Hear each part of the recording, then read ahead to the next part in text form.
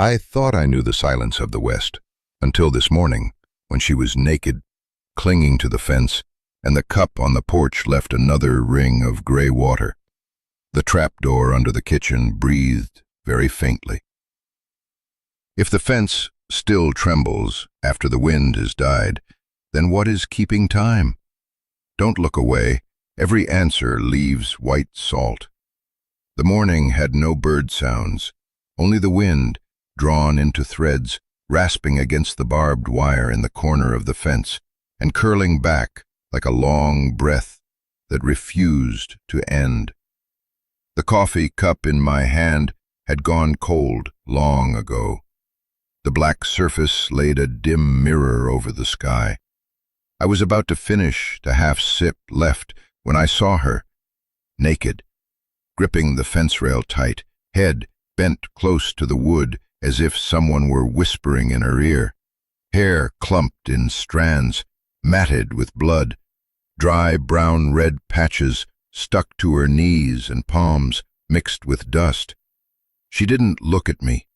Her eyes went through the gaps in the old wood, stopping in the patch of ground inside, where the grass crept low against the base of the fence. It was the kind of look of someone standing at a bank, seeing the far shore, but the water never falling. I caught the scent of old iron coming from her, passing through the fence to the porch, a smell I knew from nights sharpening knives, only colder now.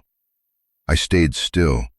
The hand holding the cup tilted a fraction on its own, then stopped, like a scale that already knew the weight. The cup's enamel rim touched lightly against my front teeth. I didn't drink. The sun was somewhere behind me, not yet up all the way. The fence's shadow stretched across the yard into long bars, cutting out a small square of light, like a trap already set. On the wire, a black hair was caught, moving only slightly, so slightly that if the wind stopped, it would still move. The third fence post from the gate was split lengthwise. The crack had dulled since last season's sap. Her hand pressed there, thumb sliding down into the gap, stuck. Looking closely, I saw her knuckles gone white, nails full of grit.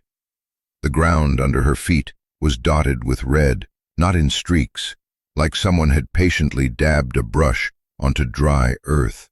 A fly landed on the last dot, then lifted off, as if unable to choose a side. The porch creaked when I shifted weight onto my left foot. The wood under me gave back a sound I knew well, the sound I heard every morning carrying my cup out to sit. Today, it lasted one beat longer. I wondered if it was the dry weather, or if something else was standing heavy on the joist beneath.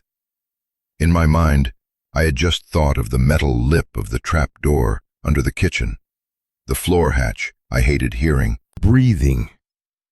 Not crying aloud, not groaning, not calling, just the steady shake of a horse that stood too long under sun, blood pulsing to the skin. I didn't go to her right away. I set the cup down on the long table outside the porch. The cup's enamel kissed the wood, the ring of water around its base printing a pale gray line, thin as a hair. That ring was there every morning, I thought. Today it lingered longer. Beside it lay the nail I tapped sometimes to check if the wood still held. The nail head was cold. She didn't let go of the fence.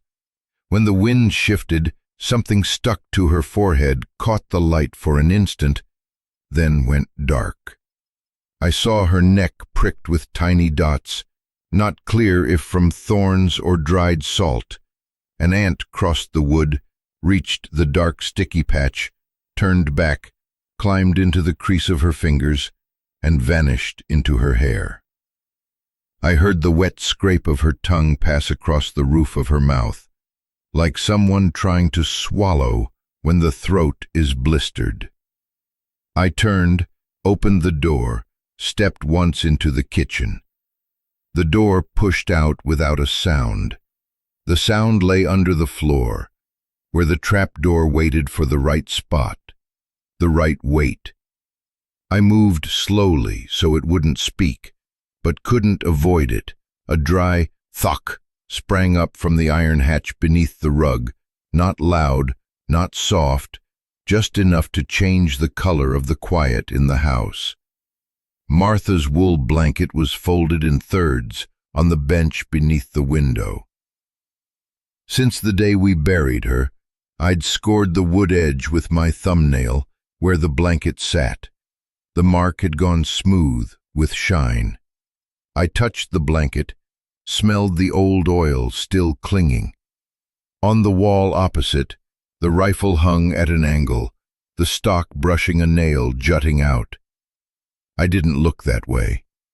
On the table, last night's coffee cup still lay mouth down, the dried water ring leaving a white salt crescent.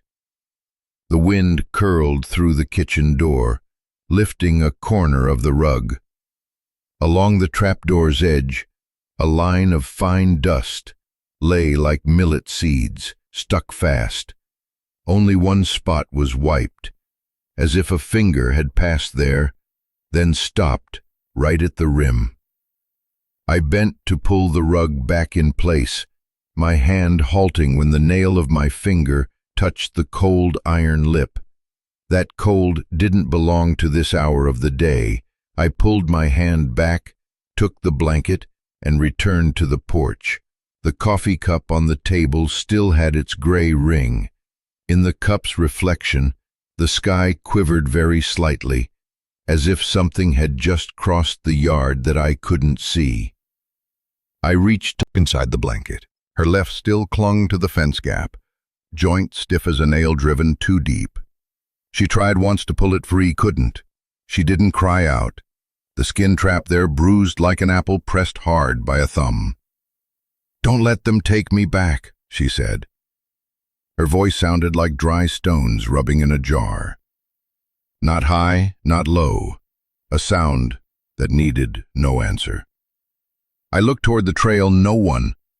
Only dust pooled under cactus roots, and the line of crows perched far off, black strokes against a pale sky.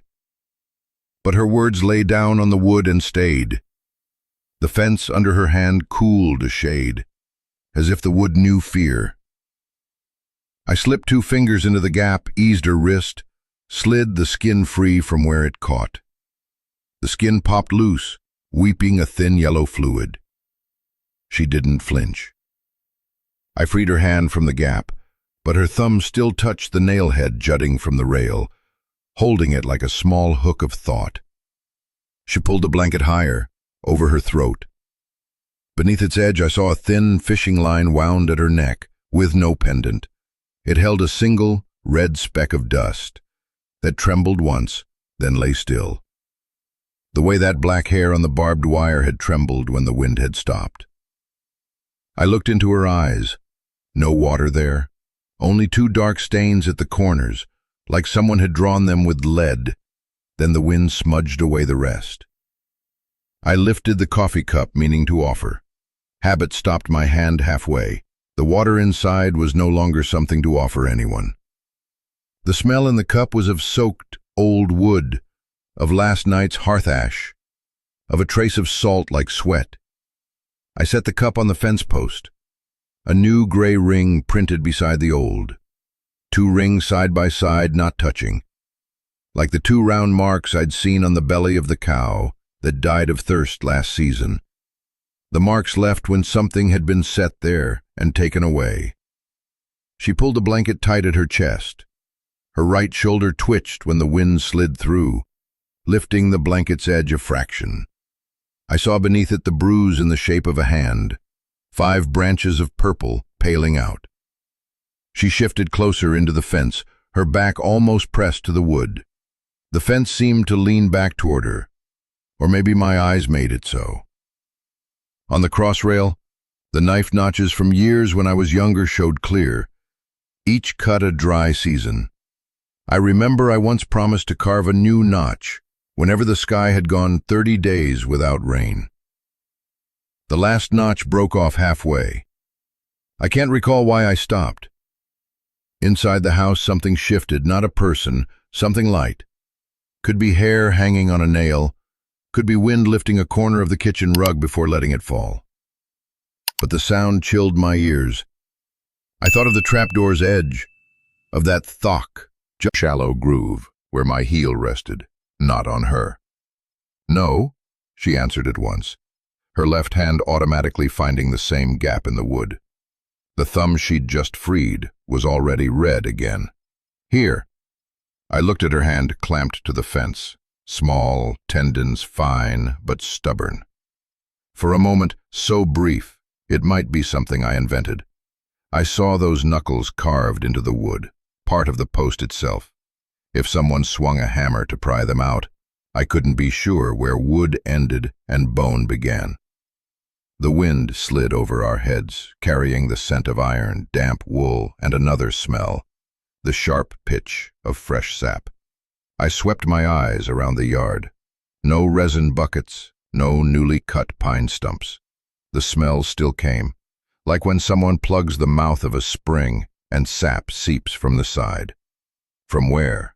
I didn't ask. Neither did she. "Don't let them take me back," she said again.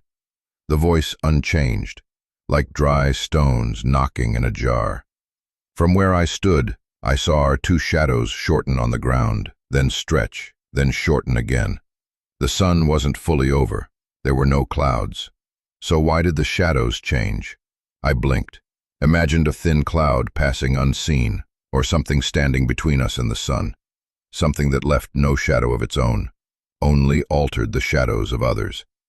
I opened the side gate, only wide enough for one to slip through. I didn't say in. I didn't say go. I waited for her to choose. She didn't. Her hand stayed on the wood.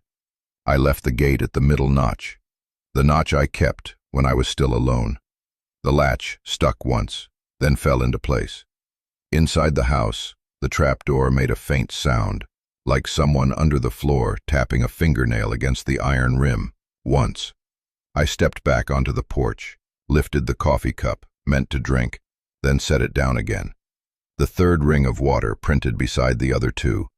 3 rings like 3 eyes opening on the wood, standing in a row, watching her hand wedged into the fence. I didn't like the way they watched. I turned the cup over. Water ran to the edge, slid into the crack in the wood, vanishing as if into a thirst with no bottom. A crow broke from the far line, circled the gate in silence.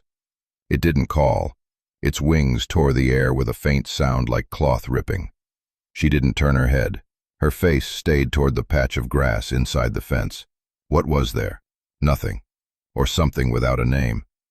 My heart struck a strange beat, missing half a count. I pulled the blanket tighter at her shoulders. The edge of wool brushed the back of my hand, leaving the smell of old oil. Beneath, I heard drips falling somewhere into a hollow thing. Tock, tock, tock. As if someone had set a cup upright under a leaking roof. I looked up at the roof. Dry. Looked at the porch. Dry. The tock kept falling. It fell into my ears, not my eyes. She said he cut halfway. A nail head, jutting like a short iron tooth. Dried blood darkened into a thin rim. I looked at the overturned coffee cup, the 3 parallel rings, the chip in the enamel's edge. I thought of the trapdoor, the erased patch in the dust line, that quiet thock. I understood I'd been standing between those 3 things all along, without knowing it. The fence, the coffee cup, the floor hatch. They watched me standing among them, demanding I choose. I hadn't chosen. I just stood there, hearing the wind breathe into threads, smelling old iron, and seeing a stranger's hand fixed to the wood, like an oath no one taught. Somewhere out past the trail, maybe someone had mounted a horse. I didn't hear hoofbeats, but the dust at the base of the cactus shifted just slightly, as if brushed by someone's breath. I didn't ask her again. I didn't ask myself. I only lifted the cup, set it down once more, leaving a 4th ring of water so faint I had to lean close to see. Leaning too close, my breath touched the cup's inner wall, cold as touching stone. "Don't let them take me back," she said a third time. This time, the last two words broke off from her mouth, dropped to the ground, rolled to the toe of my boot, and lay still. I moved my boot aside. Beneath the sole, the dirt sank a little, leaving a round depression. On the barbed wire, the black hair stopped moving. No wind. The fence still trembled faintly. I didn't know if it was from wind somewhere, from her hand, or from something under the floor, just breathing. They reined in, right at the porch steps, hoof shadows slicing the strip of light on the ground, breaking apart and knitting back together.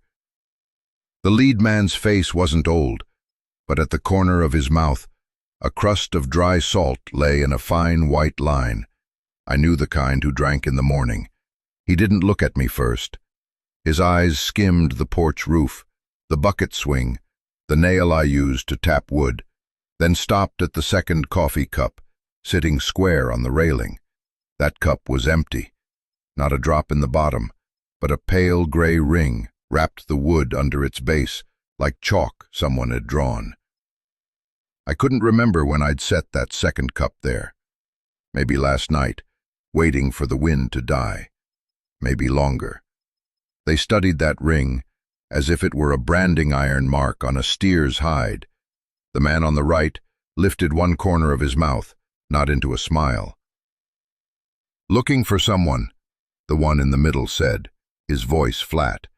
His eyes went into the dim space past my shoulder, counted window frames, counted the kitchen rug, counted the shadow of the rifle on the wall, the shadow slightly longer than the thing. His gaze passed, holding the door at the exact notch. One more inch and the hinge would sound. I didn't want it to sound. They didn't look at my hand. The man on the left fixed on the tear in my shirt placket where the hook on a nail often rubbed. In the yard, a moth burst from the shadow of the porch post, flying straight into daylight as if it had missed its hour. It brushed the young man's face, left a faint chalk streak on his chin, and vanished under the saddle's shadow. I thought of that chalk line when I looked back at the water ring under the cup. Same tone, but chalk washes if wet. The ring would not. When the young man switched reins, the saddle tree squealed dry, like sandpaper on a shoulder blade. Behind me she pulled the blanket tighter, her breath hitting my back in a slow beat. I felt my nape rise at that breath, not from cold. The empty coffee cup on the railing turned itself a fraction just then, either pushed by wind or the porch boards sinking a hair. The gray ring under it cracked, showing a thin white seam like a nail split. The lead man reached into his vest, drew out a crumpled paper. The red wax on its edge had broken into beads, like a candle pinched while hot. He held it at eye level, not quite forcing me to read, not quite showing it off. I saw the word warranty, offline, one R thinner than the rest, as if swapped in with another pen.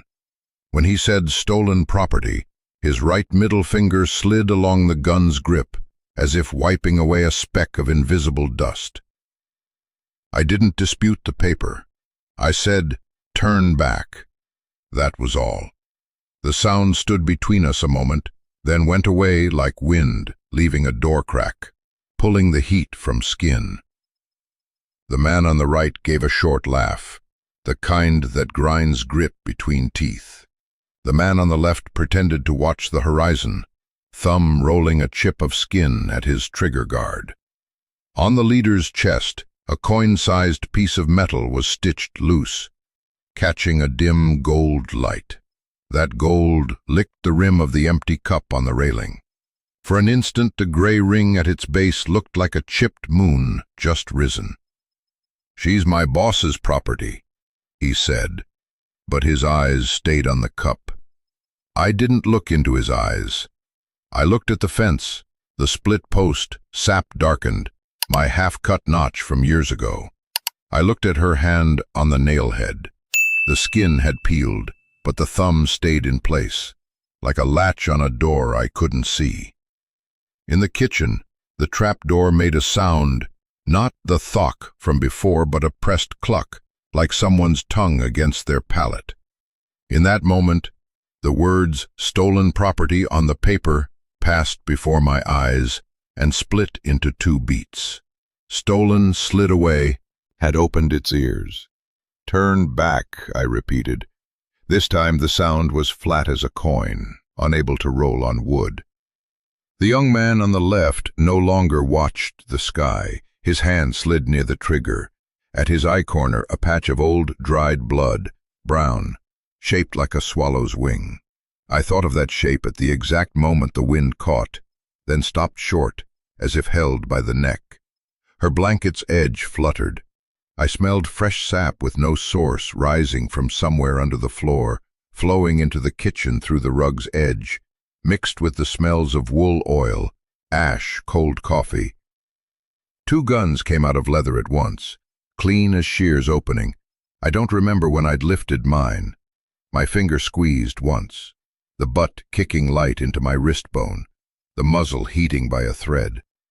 The shot's thud folded between porch posts, bounced once, then died. The young man on the left, buckled like a rotted post, kicked at the base. His hat fell, its brim tapping the step in a hollow beat. The moth from earlier burst from somewhere, hit the dust, and was gone, as if it never had been. The leader ducked, the back half of his horse as shield. He fired back high, the bullet shaving a fine line in a porch post and burying into the wall's lip just above the empty cup. Porcelain dust lifted in a strip, falling into the gray ring at the cup's base. The ring shivered like water stirred, though there was nothing inside. The man on the right spilled from the saddle, shoulder hitting dirt, his teeth clicking dry. He crawled on elbows toward the gun flung away, leaving a long track like someone dragging a fish trap. She stood behind me, her breath touching my nape. No cry, no names. Only the blanket's edge rasping against wood, the sound of grit. Inside the house, the trapdoor stayed shut, but I heard it like a living thing, holding its breath. I didn't look at my feet, but I knew the rug's edge had twitched a hair, as if someone pressed a fingertip from below, then withdrew. Gun smoke moved slower than wind. Through it, the fence looked like a row of ribs. The gaps in the wood turned to black hollows in a pack, enough for many eyes to look back. She pulled her hand from the nail head, fresh blood popping a bead that fell on my boot's edge, spreading at once.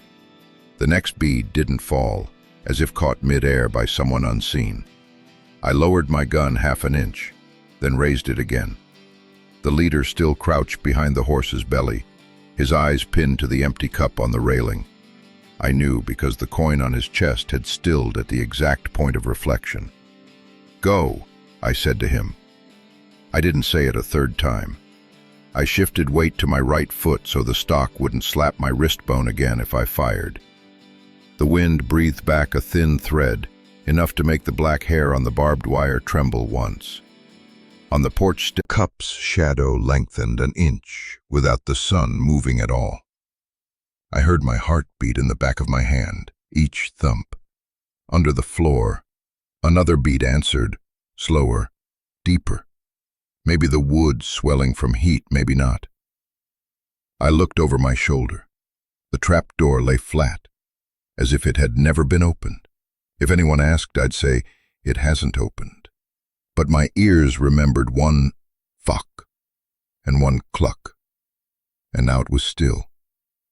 The stillness of something that has just spoken a sentence no one heard. The leader stepped back half a pace, not quite leaving. The one on the ground groaned once, his hand still crawling toward his gun. She pressed closer into me, the wool blanket rasping, suddenly heavy as if soaked. A thought striped across my head.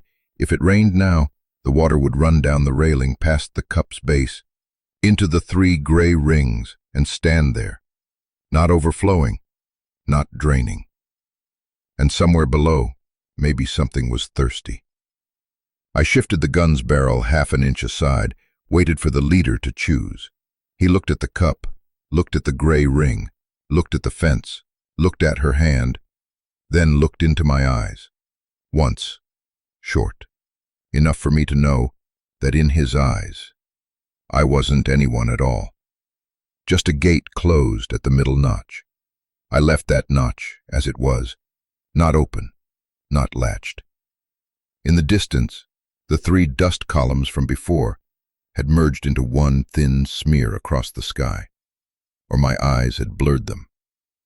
No redemption came up the porch, only wind, the smell of iron, and the stillness of the floor hatch, the kind of stillness that had learned to breathe. When the sound of the horses receded, the yard took back its quiet, but not cleanly. Scattered pieces of sound still clicked faintly inside the grain of the boards, like pins dropped into a box of thread. The wind left the porch, letting dust hang suspended for a beat longer than usual, unwilling to fall. I had just eased my finger on the trigger when the trapdoor in the kitchen opened, not with a snap, but parting slowly, the iron edge scraping the wood with a thin, drawn "ree", like pulling a nail from bone. The rug slid aside a hand's width on its own, fanning away like water meeting a boat's bow. She stood at the trapdoor's edge, not climbing up from below, simply there, exactly there, as if she had been there all along and my eyes had missed it. Her forehead was wet with sweat holding fine dust, each grain catching light like old salt. Her eyes no longer shook, pupils fixed on a point out in the yard, where the wounded man crawled. Her hair stuck to her temples in two dark strands, thin as ink lines underlining a bad name. "That one lying there? I know," she said. Even, neither up nor down. The collapsed, right hand dragging through dirt for his gun, his teeth biting into his lip until blood showed. The hat he'd lost earlier lay between him and the gun, its brim already steeped in dust to a thick gray ring. Outside, the second coffee cup on the railing turned one slow notch, like turning its face to listen. The ring at its base had dried halfway, the other half still damp, as if I could put my ear to it and hear water crawl. The cup's shadow lengthened, not by the sun, but by the drift of her breath past it. I blinked, and the shadow drew back an inch, then held. The leader behind the horse's belly stayed silent, waiting for a sign or for something inside the house to show itself. I leaned enough to cover half her body, but she didn't step back. From the trapdoor's edge came the damp smell of earth beneath the floor, mixed with a faint, sharp pitch, like sap pushed out when someone plugs the mouth of a spring. That smell stung my nose, the way it had the time I sealed plank gaps with resin in wind season, standing too close. She set her bare foot on the porch step. Her toes touched a curved scratch in the wood, the mark from when I dropped a knife last season. She stopped, didn't step over it, as if there was a law no one said aloud. A person's foot doesn't cross the mark meant for iron. From the dried blood on her knee, a thin split opened as the skin stretched, not bleeding more, but deepening red, like a letter pressed harder a second time on thin paper. On the fence at the nail-head, a drop that had left her hand earlier still clung. It shone like an insect's eye, then went dull. I heard the injured man's teeth grind, and the dirt grind into his teeth with them. I'd seen too many faces after dry seasons. This one wasn't to be trusted or pitied. It was like a stone face, weathered down, handsome by time's measure, not by virtues. I didn't name it in my head. She had named it already.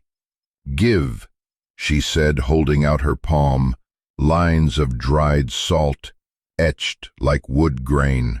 I set the revolver in it, the grip tapping her skin with a small click, like shutting a needle tin. Her forefinger folded to the trigger in a short, practiced motion. If asked, I'd say, that hand had trained more than once, but no one asked. In the yard, the wounded man hunched, like a dog meeting dry wind, pushed himself up half a handspan with his knees, dragged himself farther, the track behind him darker than the rest of the dirt. Knew it because I'd seen many shirts worn that way.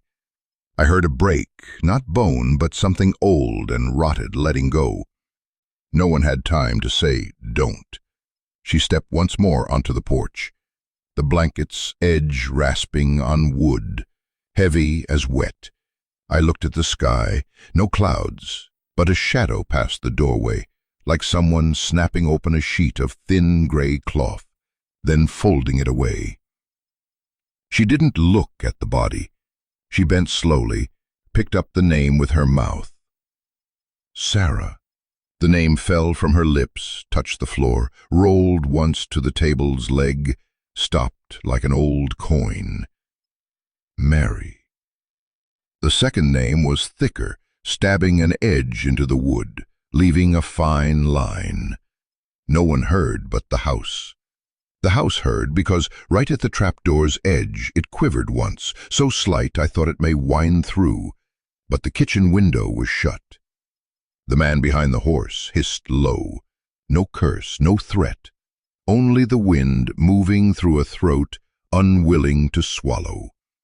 He fired toward the porch, the bullet shaving a chip from the rim of the second coffee cup. The cup shook. Its mouth tapped the railing with a ting, finer than a falling nail. The gray ring under it cracked in all directions, splitting like earth after 30 days of sun.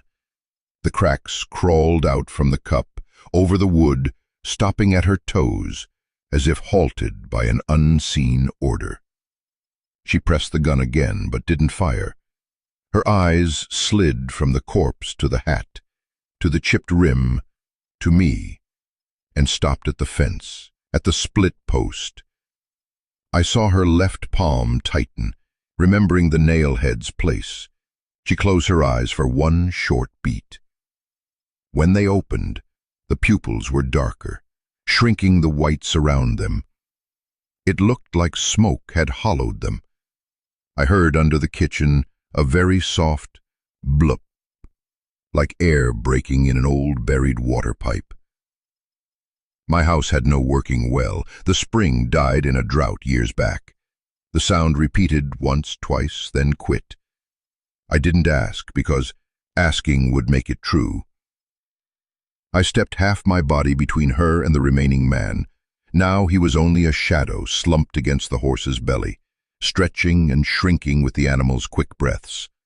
On his coat, the loose stitched coin threw a thin gold line that cut across the porch's shadow, then broke. The gold touched the chipped enamel rim, flared, and vanished like a fish breaking the surface and sinking again. We dragged the body off the porch with an old saddle strap. The leather scraped his ankle, peeling a patch of skin to the pale color under bark. He was lighter than expected, like an empty coat. Each handspan across the steps, the boards gave a different note, high and low by the age of each plank. A row of railing tilted and fell. No wind. No one touched it. It fell with only its own weight toward the yard, turning twice right away, mouth up to the sky, until the base struck the ground. The base broke into two pieces. One piece bounced and hit the porch step with a bright sound. The other sank into the slightly damp dirt. How long had that dirt been damp?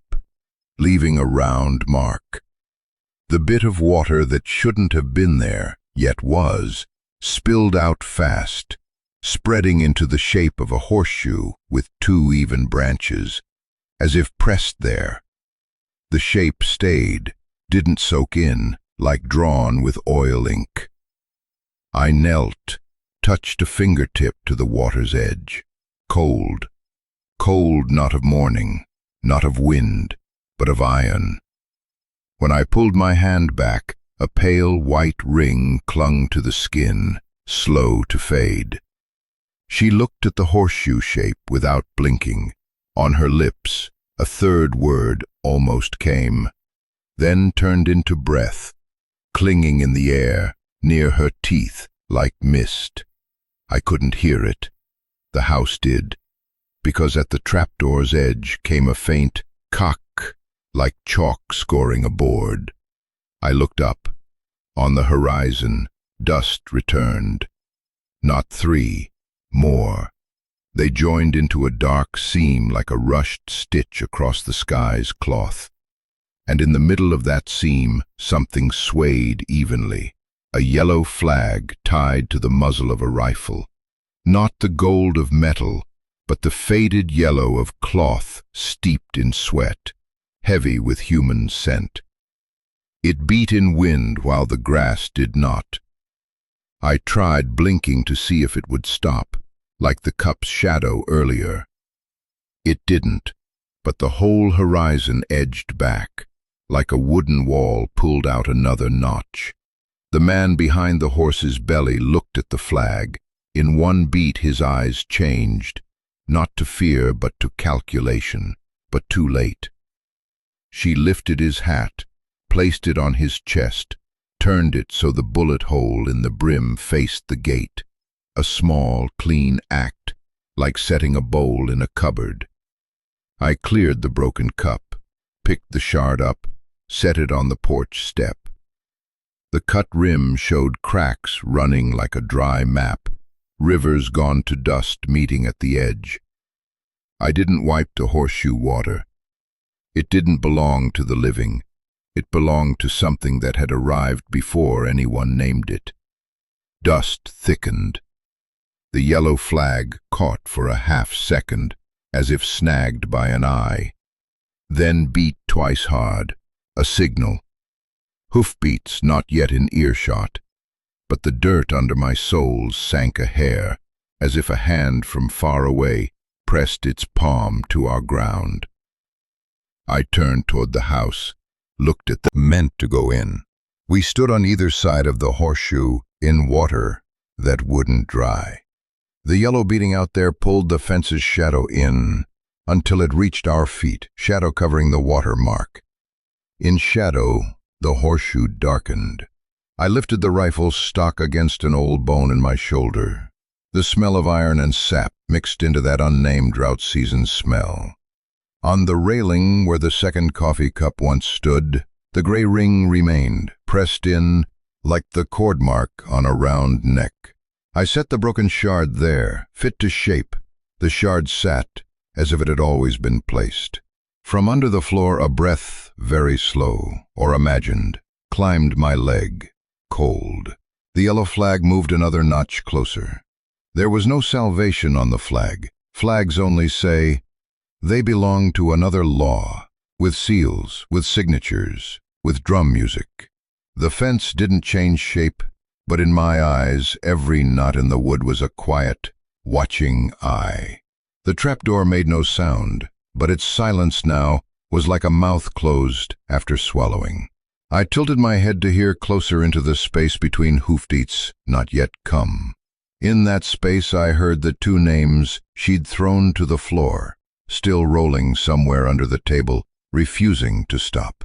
And the horseshoe in water, though the sun had risen another notch, still didn't fade. It waited. At the far rim, the yellow kept beating, like the heart of an animal too large for its skin.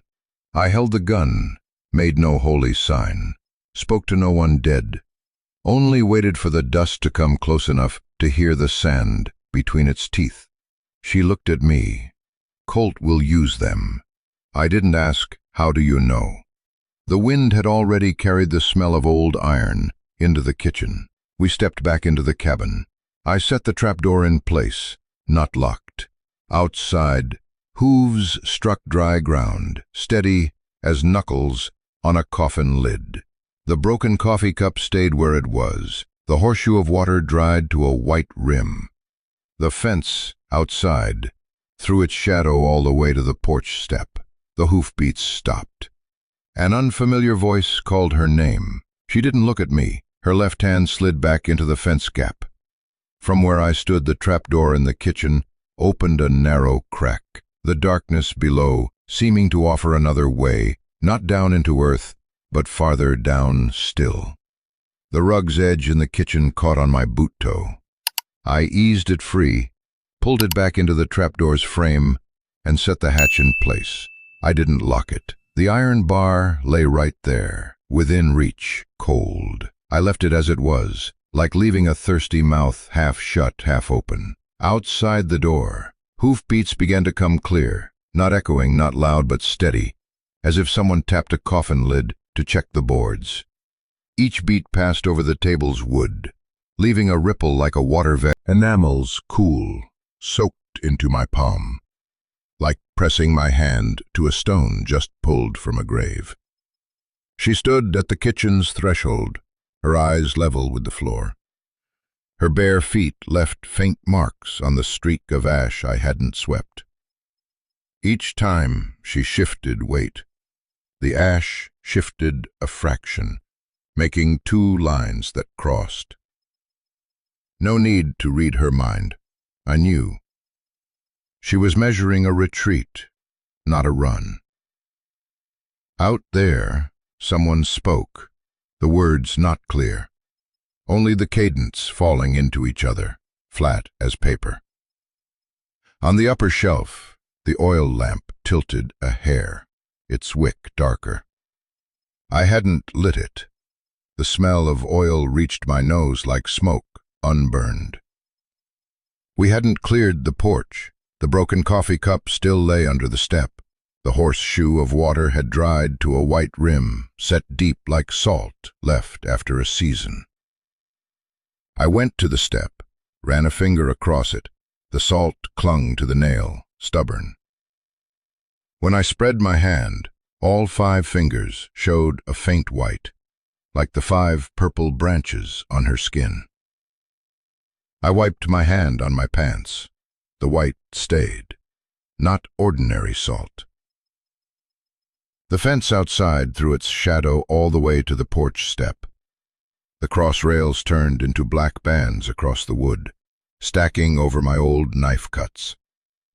They matched, then slipped a tooth, like trying to mesh 2 combs of different size.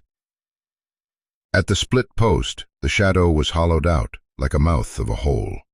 I stared long enough to forget to blink. When I did blink, that hollow seemed half a finger deeper. A hard-backed insect circled the shard I'd set on the railing, touched the edge, fell on its back, 4 legs working. It didn't right itself. I bent and blew on it.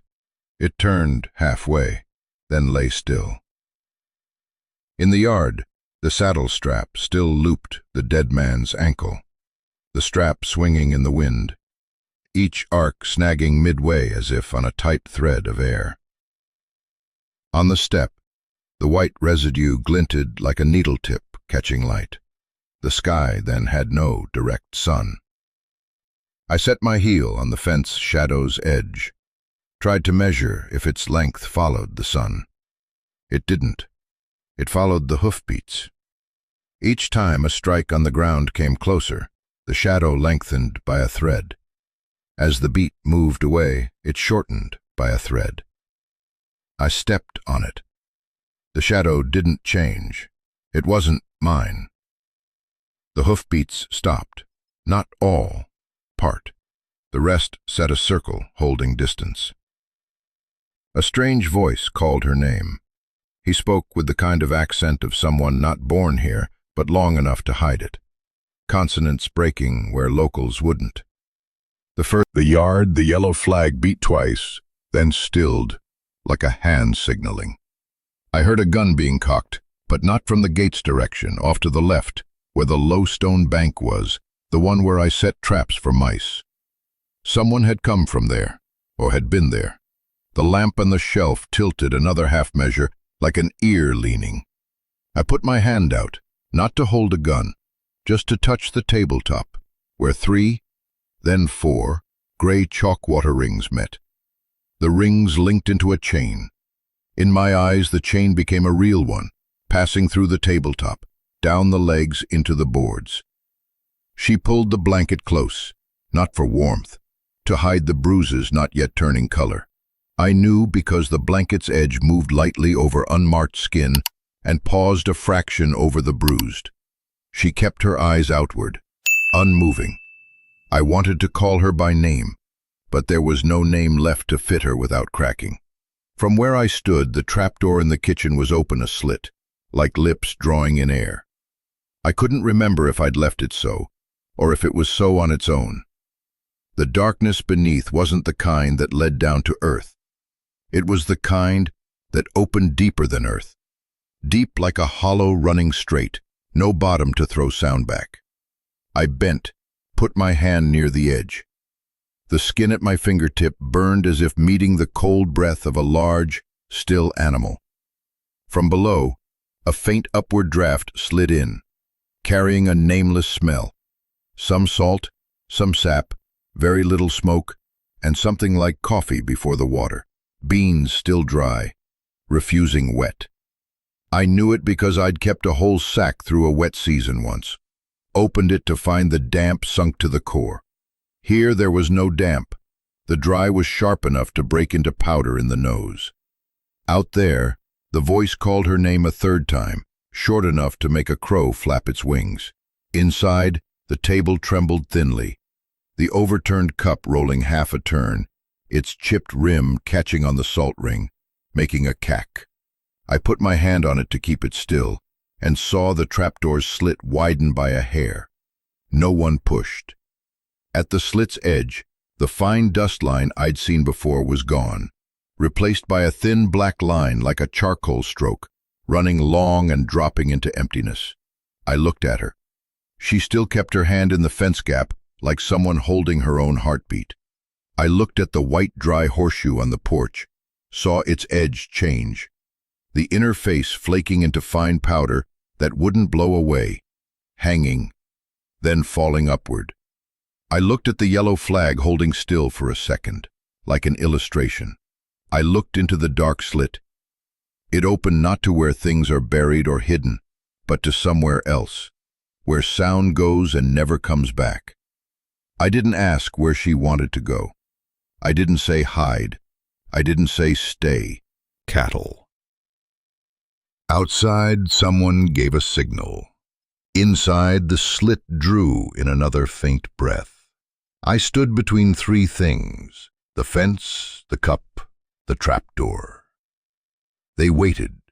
I knew, clearer than ever, anything I did from here would be right under one law, and wrong under another. There was no place for redemption, only wood, salt, iron, and the water rings closing and cracking. The fence, the coffee cup, the trapdoor. I turned my eyes over them in a circle, like counting a house's pulse. Each time I looked, they shifted meaning. The fence no longer a boundary, but a stiff back, braced on someone's shoulder. The cup no longer for drinking, but a pupil on a table, unblinking.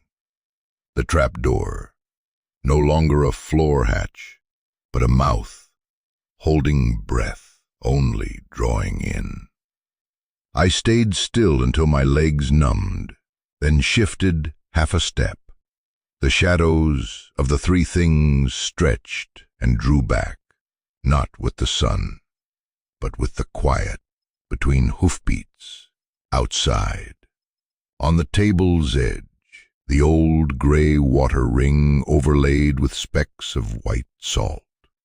2 old substances pressing each other like 2 O's forgotten. I set a fingertip on the nearest ring. The salt clung to my skin like soft moss, not dissolving. In the kitchen, the floor hatch was open a sliver. Cold air slid up from it, slipped through my pant leg, coiled around my knees like someone leading a small dog under the table. I heard nothing below, that kind of silence that doesn't give back echo, swallowing and closing after. Once or twice I thought I heard drip, drip from a place with no water, but pressing my ear closer there wasn't. I looked out to the fence. The nail-head had darkened. Around it a thin, dry rim, round as the shadow under sleepless eyes. The split post, midway to the gate, was a shade darker. The dried sap along its length looked like a wet scar, though the sky was dry. I tried shutting my eyes and opening fast. The post was still there, deeper by half a dust grain. I glanced at the remaining coffee cup, neither full nor empty. On the enamel, a small chip, the break edge smooth, as if rubbed by a tongue. Its shadow leaned across the tabletop like a crescent, the point aimed straight at the floor hatch. I turned the cup a hair's breadth. The shadow turned back by exactly that, then returned to its place without a hand. Outside, the wind stilled. The yellow cloth hanging somewhere out on the field no longer beat. The sun stood fixed like a dry-washed cutting board. Farther. Not retreat, not advance. Their rhythm like a ring of men tightening around, holding distance. I heard one horse breathe long, 2 reins scrape, 3 faint clicks of gun hammers, like counting. She didn't look at me. Her left hand slid into the fence gap at the nail head, the same place where the skin had thinned to onion peel earlier. She pressed deeper, set her nail into the wood until the tendon showed under the skin. No blood came. Only the color shifted to purple, then faded. Her eyes passed over me, straight to the half-open gate. The look didn't ask. On the porch step, the shard from the broken cup caught a pale glint, then went out. The horseshoe of water outside, dried white, was now only a rim thin as the sprinkle of salt along a glass's lip. I pressed my heel lightly to the rim. It didn't break. It pulled in, then swelled again, like the breath of something no longer here. A voice from somewhere called her name again, cut off at the end. The crow on the barbed wire tilted its head back, opened its beak but didn't call. That no sound fell into the yard like a black bead, rolling into the salt mark without dissolving. I opened my mouth to try calling her by a name I didn't have, then closed it. A name meant I was keeping, I couldn't keep here. I brushed her elbow lightly. The wool blanket rasped against my skin, leaving the smell of old oil in my palm like a streak. She didn't pull away. Her thumb still hooked the wood, holding the fence the way one holds a heartbeat set by one's own hand. The hoofbeats drifted farther. The grass didn't bend. The dust didn't lift. The sound still came from the ground. At the split post, the dried sap shone faintly as if wet. The nail head under her finger shifted a point, or my eyes did, I couldn't tell. On the table, the last coffee cup tilted very slowly, mouth aimed at the floor hatch as if listening. A faint fourth gray ring formed inside, not from water, but from breath, as if someone below had blown upward, tracing the enamel in air. She still looked past me, toward the gate. Her pupils shrank, the whites thinned. I didn't hand her a gun. I didn't set my hand on the latch. I let the middle notch hold it, same as from the start. I lifted the last coffee cup. The enamel against my skin sounded cold like gravestone. My breath fogged the inside in a film too thin to name. The fog gathered in one drop, slid down to the base. The track looked like a rope mark, faint enough to doubt. I tipped the cup, not to drink, not to pour, just to hear the enamel scrape the wood, in a small skrit that stopped exactly where the kitchen. The trapdoor breathed without sound, only the slow shift of air, the iron smell easing by a measure, the sap smell thickening by half. The table moved by a grain, the cup in my hand rolled half a turn, its shadow pointing again at the dark slit. I set the cup back, and the very first gray ring pressed into the wood since morning, fitting like a nail into its hold. A small worm came from the gap in the porch board, threw itself into the white salt rim of the horseshoe, and stopped. It didn't die, but didn't go on. The crow dipped its head, swallowed air once, and flew without a call, the going leaving no mark in the sky. I set my hand on the door latch, felt the cold of iron copying itself into my skin like a signature left ready by someone else. I let go. My chest rose once, fell once, out of step with the fence's tremor. There was no sentence to end here, no salvation, only three things standing, asking me to choose: the fence, the cup, the floor hatch. I held the cup one beat longer, blew gently into its mouth. My breath vanished at once, leaving no mist. I heard the boards under my feet spread by an inch, close by an inch. The sound of wood deciding not to sound. Outside, the fence's tremor stretched longer, held a beat, then trembled again. Like the string of an instrument no one played. I set the cup down. The enamel rim overlaid the salt mark, pressing a new ring into the wood. The three old rings faded. The new one stood clearer. I turned half a step into the kitchen, standing between, not speaking, not calling, not locking. Outside, the wind did not return. The fence still trembled lightly. The ending here has no latch. Only the smell of old iron in the kitchen, the white horseshoe of salt under the step, and the chipped enamel cup, lying in the first gray water ring from the morning. The fence still trembles lightly, though the wind is gone. The nail head holds a thin mark, like the shadow under sleepless eyes. The dark slit beneath the trapdoor is open just enough for one breath to rise without sound, without bottom. If there's a detail still caught on you, the water ring, the yellow flag, the hoofbeat tapping a coffin lid, call it by your own name. Don't look for an explanation. Just speak what's lodged in your throat when the story stops. Do you want me to now merge this with all the earlier translated sections, so the entire piece reads as a single continuous English narrative, without breaks? That would keep the full pacing and symbolic layering intact.